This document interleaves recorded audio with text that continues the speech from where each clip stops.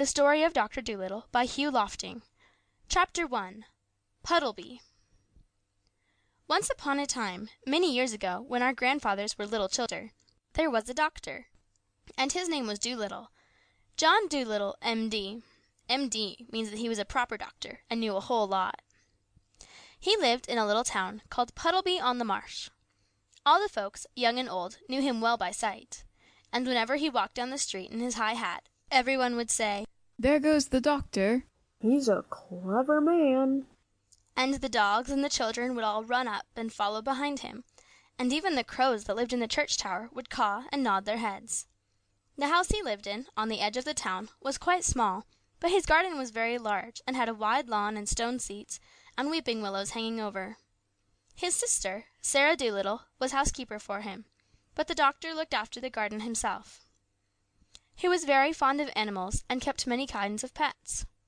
Besides the goldfish in the pond at the bottom of his garden, he had rabbits in the pantry, white mice in his piano, a squirrel in the linen closet, and a hedgehog in the cellar. He had a cow with a calf too, and an old lame horse 25 years of age, and chickens and pigeons and 2 lambs, and many other animals. But his favourite pets were Dab Dab the duck, Jip the dog, Gub Gub the baby pig, Polynesia the parrot, and the owl Tutu. His sister used to grumble about all these animals, and said they made the house untidy.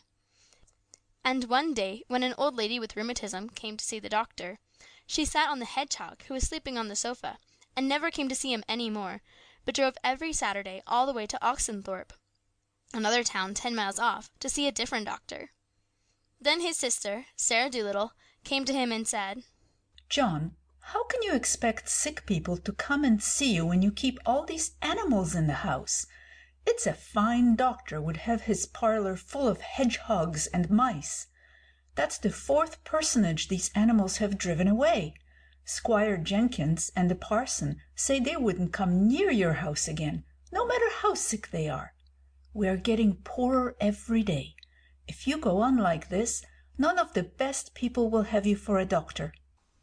"But I like the animals better than the best people," said the doctor. "You are ridiculous," said his sister, and walked out of the room. So as time went on, the doctor got more and more animals, and the people who came to see him got less and less, till at last he had no one left, except the cat's meats man, who didn't mind any kind of animals. But the cat's meats man wasn't very rich, and he only got sick once a year, at Christmas time, when he used to give the doctor 6 pence for a bottle of medicine.